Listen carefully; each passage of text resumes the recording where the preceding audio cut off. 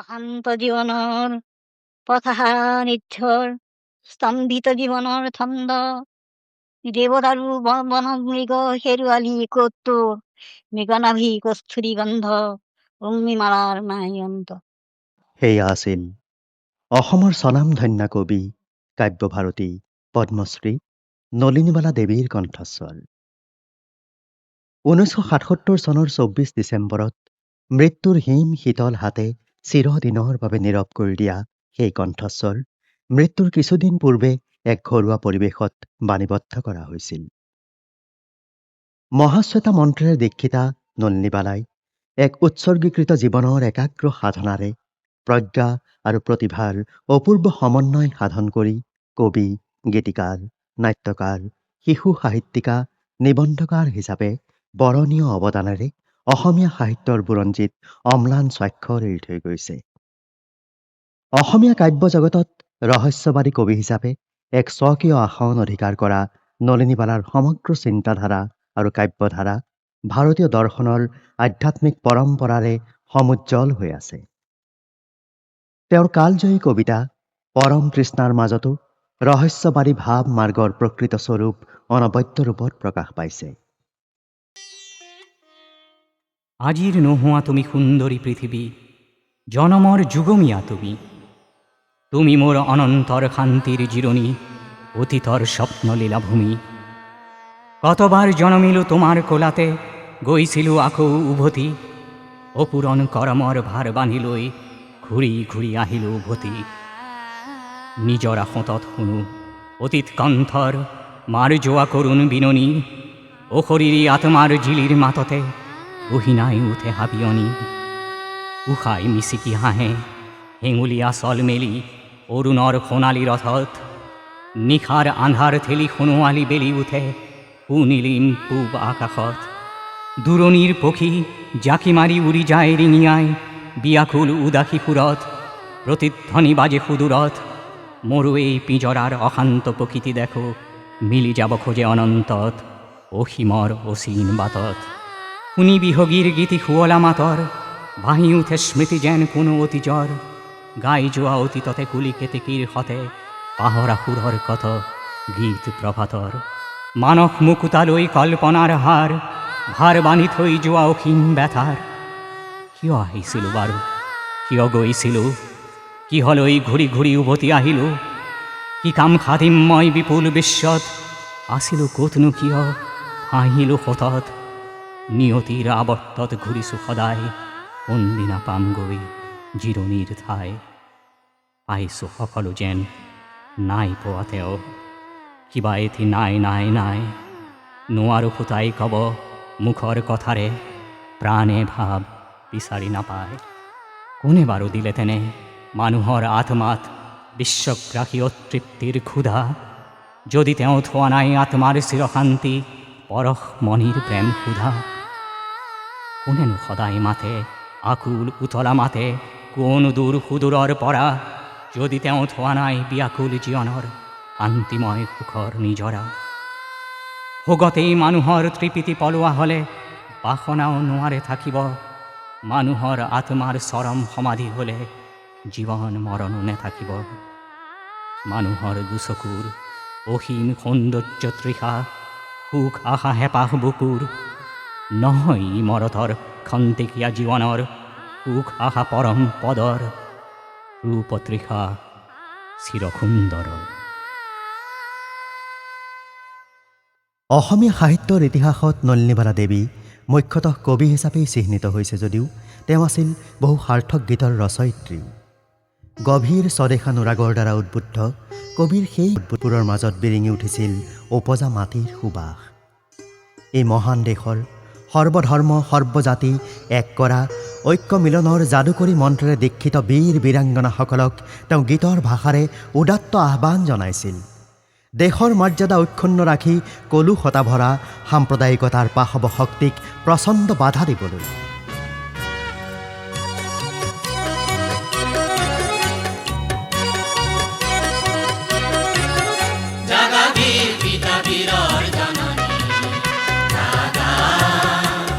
বীর সন্তান জাগা বীর নারী ভারত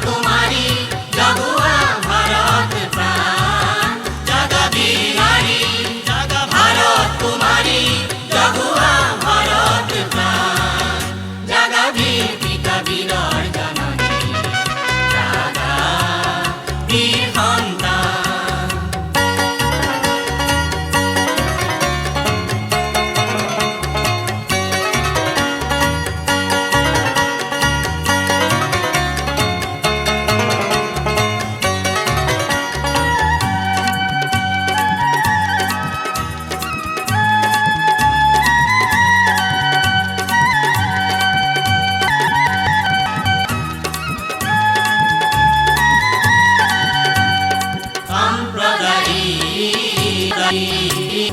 কলুকতা ভরা সাম্প্রদায়িক, কলুকতা ভরা এপিনে পাহত দৃষ্টি, এপিনে পাহত দৃষ্টি, সর্ব ধর্ম জাতি এক কৰা মহান ভাৰত সৃষ্টি, সৰ্ব ধৰ্ম জাতি এক কৰা মহান ভাৰত সৃষ্টি।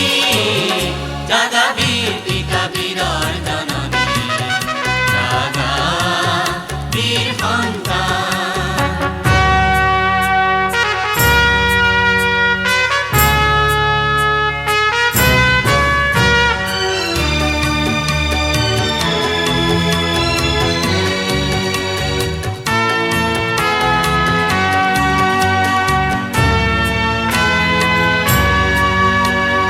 ভাৰত বীৰৰ ৰক্ত সোত, জাগিছে বলিয়ামান, স্বাধীন ভাৰতে বিচাৰে তোমাৰ ঐক্যৰ অৱদান।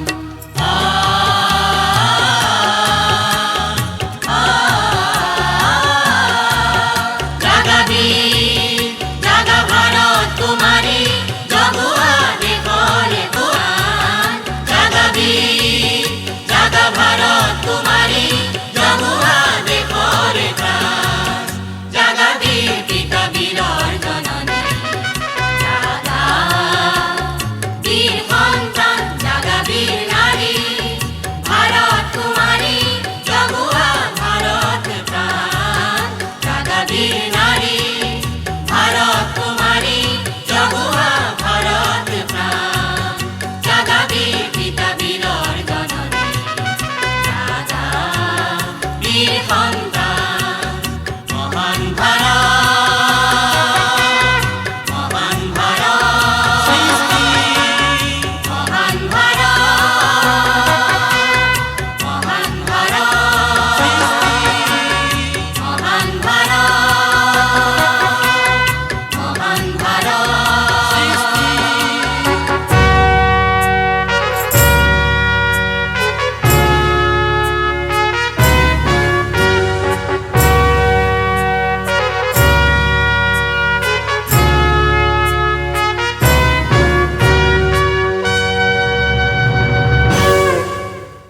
মৰতল পুণ্য মুকুতিৰ ভূমি চেনেহী দেশৰ জীৰ্ণ কুটিৰতো সৰগৰ সন্ধান পোৱা কবিয়ে একান্তভাৱে কামনা কৰে মৃত্যুৰ পিছতো এই দেশৰ মাটিতে পুনৰ জনম লভিবলৈ। দেশৰ প্ৰতি থকা তেওঁৰ আনুগত্য আৰু দুৰ্বাৰ প্ৰেমে সকলো দুৰ্গম পথৰ বাধা নেওচি ধ্ৰুৱ তৰাৰ দৰে তেওঁক জয়যাত্ৰাৰ পথ দেখুৱায়। মহাগায়ত্ৰী মন্ত্ৰে উদ্বুদ্ধ কৰে স্বদেশ মাতৃৰ পূজাৰীসকলক।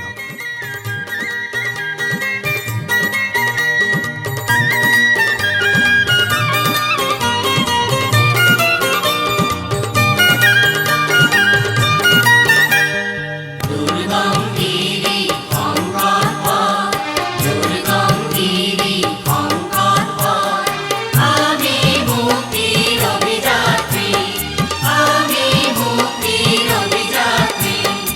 অস্ত্ৰ আমাৰ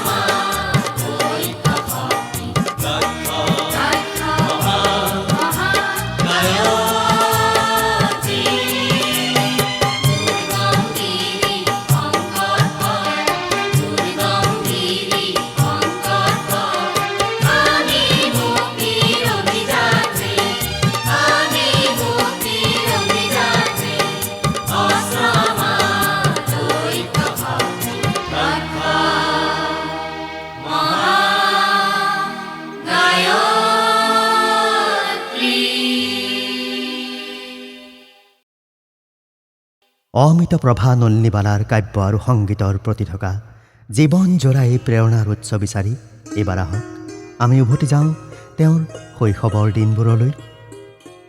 তেওঁৰ কাব্যিক আৰু সাংগীতিক জন্মগত প্ৰতিভাৰ পূৰ্ণ বিকাশৰ ক্ষেত্ৰত সৰ্বাধিক অৰিহণা আছিল তেওঁৰ পাৰিবাৰিক অনুকূল পৰিৱেশৰ। পিতৃ কৰ্মবীৰ নবীন চন্দ্ৰ বৰদলৈ স্বাধীনতা সংগ্ৰামৰ এগৰাকী অগ্ৰণী নায়কেই নাছিল, গীতিকাৰ, সুৰকাৰ আৰু গায়ক হিচাপেও অসমীয়া সংগীতৰ ইতিহাসত তেওঁৰ নাম লিপিবদ্ধ হৈছে। নবীন চন্দ্ৰৰ এই সংগীত প্ৰিয়তা আৰু পাৰদৰ্শিতাই কাব্য সংগীত চৰ্চাৰ এক প্ৰেৰণাময় পৰিৱেশৰ সৃষ্টি কৰি কণমানি নলিনীবালাৰ সাৰস্বত সত্তাক উদ্দীপিত কৰিছিল। নতুন তেজেৰে ৰাঙলী ৰূপহী কৰ্ণী ধৰণিত ডেকা গাভৰুৰ দল, বীৰ বীৰাংগনা দল, নতুন তেজেৰে ৰাঙলী ৰূপহী কৰ্ণী ধৰণিত। শিশু নলিনীবালাৰ ৰাতিপুৱা চিলমিল টোপনি ভাগিছিল হৃদয় বিগলিত কৰা বৰগীতৰ সুৰে।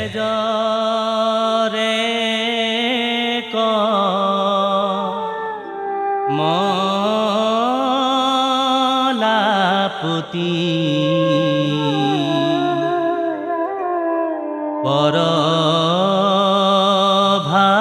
পৰভাত নিন্দ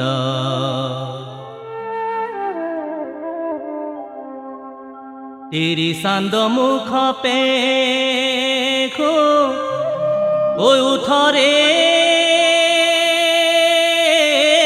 গো বিন্দ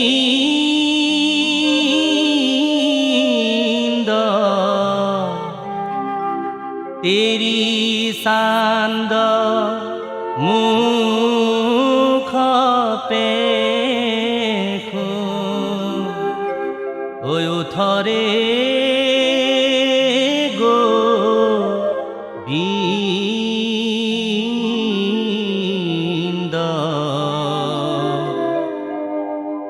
উঠরে গোবিন্দ। নলিনীবালাই তেওঁৰ আত্মজীৱনীমূলক গ্ৰন্থ এৰি অহা দিনবোৰত কৈছে, মোৰ দেউতা এজন সুকবি আৰু সুগায়ক। দেউতাই লিখা পুথিখন মই সদায় পঢ়োঁ। ভাবোঁ দেউতাৰ দৰে মই কেতিয়া কবিতা লিখিব পাৰিম। এদিন দেউতাই এফাকি গীত গাই গাই ভিতৰলৈ সোমাই আহিছে। গীতফাকি আছিল ৰবীন্দ্ৰনাথ ঠাকুৰৰ। নিশারো প্রদীপ সারো বাতাস লাগে, রজনীর শশী গগনের কোণে লুকায় শরণ মাগে। পাখি ডাকি বলে গেল বিভাবরী, বধূ চলে জলে লইয়া গাগরি। আমি আকুল কবরিয়া বরি, কেমনে যাইব কাজে কেন জামিনী না যেতে জাগালে না। পিতৃয়ে গুৰুগম্ভীৰ কণ্ঠেৰে গোৱা ৰবীন্দ্ৰ সংগীতৰ সুৰৰ মূৰ্ছনাই পৰহি গৈছিল নলিনীবালাৰ ফুল কোমলীয়া শিশু মনটি। অজানিতে তেওঁৰ প্ৰাণ সত্তাই গতি কৰিছিল এক অতীন্দ্ৰিয় জগতলৈ। অকল এই নহয়, পৰিয়ালৰ এক ঐশ্বৰ্যশালী সাংগীতিক পৰিৱেশত লালিতা পালিতা হৈ মাটিৰ লগত নিবিড় সম্পৰ্ক থকা লোকজীৱনৰ লোকসংগীতৰ সুকুমাৰ আবেদনেও অনুপ্ৰাণিত কৰিছিল কাব্যভাৰতী। বনে যাও স্বামী হে, ও স্বামী নগৰালৈ ৰাখো, তোমাৰ লগতে স্বামী থাকিম বন বাস হে, ময়ো বনে যাও স্বামী হে। পৰৱৰ্তী জীৱনত বেদ, উপনিষদ, গীতা, ভাগৱতৰ পাতে পাতে শান্তিৰ অন্বেষণ কৰা কবিয়ে আধ্যাত্মিক প্ৰেৰণা লাভ কৰিছিল এনেবোৰ সুৰীয়া লোকগীতৰ পৰা। সমগ্ৰ জীৱন জুৰি অধীৰ আকুল হৈ বিচাৰি ফুৰা তেওঁৰ পৰম প্ৰিয়ৰ প্ৰতি ভক্তিৰ ভাবো জাগ্ৰত কৰি তুলিছিল জন্মাষ্টমীৰ গীতৰ প্ৰাণ পৰশা সুৰে। অতিলৌকিক জীৱন সম্পৰ্কে অনন্ত জিজ্ঞাসাৰ সৃষ্টি কৰি তেওঁক টানি নিছিল এক ৰহস্যময় জগতলৈ। দৰ্শন গোপিনী জীৱন ৰাধানাথ দেহি প্ৰাণনাথ দেহি দৰ্শন গোপিনী জীৱন। ভৰ যৌৱনতে নলিনীবালাই অকাল বৈধব্যৰ নিৰ্মম যন্ত্ৰণা বুকু পাতি ল'ব লগাত পৰিছিল। পাছতি এমাহ দুমাহ সন্তানক লৈ বৈধব্যৰ শুভ্ৰ সাজে যেতিয়া তেওঁ পিতৃগৃহত আশ্ৰয় লৈছিল, সেইদিনা নবীন চন্দ্ৰই কন্যাক শুনাইছিল মহাশ্বেতা মন্ত্ৰ। জীৱনৰ যাত্ৰাপথত আঁকি দিছিল জ্যোতিৰ্ময় পথৰ এখনি ছবি। এই সম্পৰ্কে নলিনীবালাই কৈ গৈছে, হিয়াৰ মাজত এই মন্ত্ৰধ্বনি গুঞ্জৰিত হ'বলৈ ধৰিলে, মই মহাশ্বেতা, মই মহাশ্বেতা। পৃথিৱীৰ কোনো কালিমাই মোক স্পৰ্শ কৰিব নোৱাৰে। সন্মুখত বিস্তীৰ্ণ কৰ্মপথ, কৰ্তব্যপথ অকলশৰে অতিক্ৰম কৰিব লাগিব। পিতৃদত্ত মহামন্ত্ৰৰ সন্মান ৰাখিবই লাগিব।